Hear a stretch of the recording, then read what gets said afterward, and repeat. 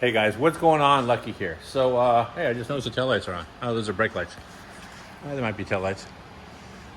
So I've spent the last couple of days either at the studio or here working on the 69 Camaro, which is gone. Here's a quick little glimpse of that thing heading off to Mike's house in Oregon. And other than that, I've been working on Michael's. So there's Mike in Oregon, and then Michael with the 66. Been working on his 66. As you can see, doors are all together, glasses all together. That's all rebuilt.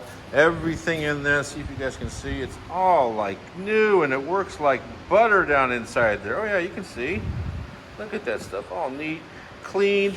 It was all pressure washed, cleaned, degreased, painted, and then re-lubed, completely rebuilt and put back together. And I'm not joking, it works like butter. So that's handled. It is aligned, but I like to drive the car before I tighten down the steering wheel just to make sure the steering wheel's centered perfectly. Seatbelts are in today. Back seat is in. It's all dynamated underneath there with all the insulation and everything. Obviously, the carpet's in. Rear deck is in. Back windows, guess what? They work like butter. Let me take a peek in there. See, everything in there looks new. Fresh grease, nice and shiny. Life is good. Let me just roll that up because it works like butter.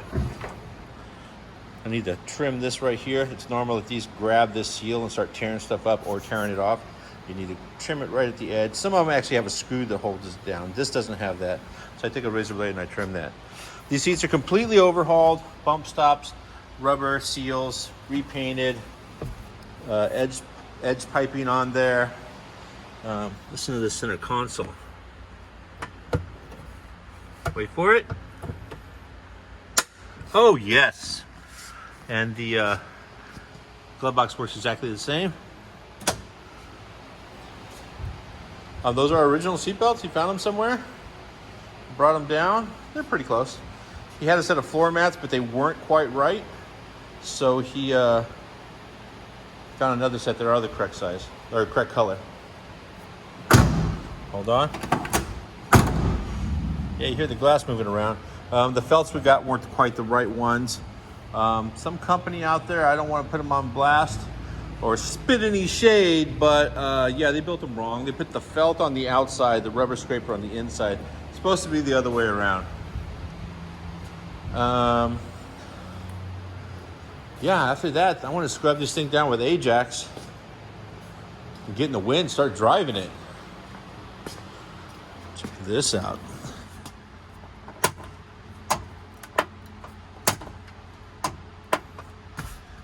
It works sweet. Yeah, man. This thing is all together. Dash pad's in. Glass is in. This is original glass. It does have some scratches on it, but I figure it's a lot easier to swap it out. I didn't want it to hold up the production of this puppy. So I might have somebody come polish those glass, the front and back glass. Otherwise, we will replace it down the road. But for now, they're in. Very easy to remove.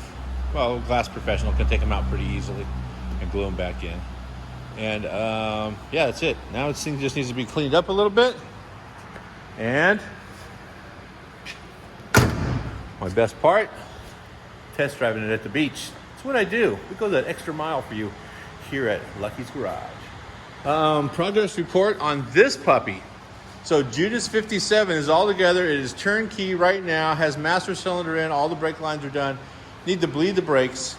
The rear end is set up and the cradles are in there and they're just tightened down with the U-bolts. So I need to pull the bed off, set the pinion angle, tack them, and then with the bed off, roll it forward, or actually lift it back up, remove the rear end, weld them thoroughly, paint them, and then reinstall them. So there's a good amount of work still to do. But other than that, this thing is getting really close to, you guessed it, test driving it at the beach, grabbing some burgers down in standing room, and you know, driving it around with the AC on. That's what I do. I go that extra mile. While these two are sitting here, and I walk by this thing, I took the cover off it today just so I can look at it. I have all the components. They're right there from Holly to install the LT4 into the 90 SS454 OBS truck. This is perfect. The wind is helping us out. It's lifting the cover, and you can see the steering gear box is mounted right there. That's a close ratio box, I might add, on the frame. Well, see the motor mounts right there and where the steering gear box is? Let's spin this around slowly as to not make anyone barf. The motor mounts are about here. That means the AC compressor would be sitting exactly where the steering gear box is. This is not good. Thanks to Holley, they make a complete accessory drive kit specifically to put an LT4 in an OBS truck, and it relocates the AC compressor all the way up over here where it should be. I think it actually moves the alternator too. I'm not certain. Either way, it's all thought out, all engineered to work. It is the hookup for installing goodness into OBS goodness.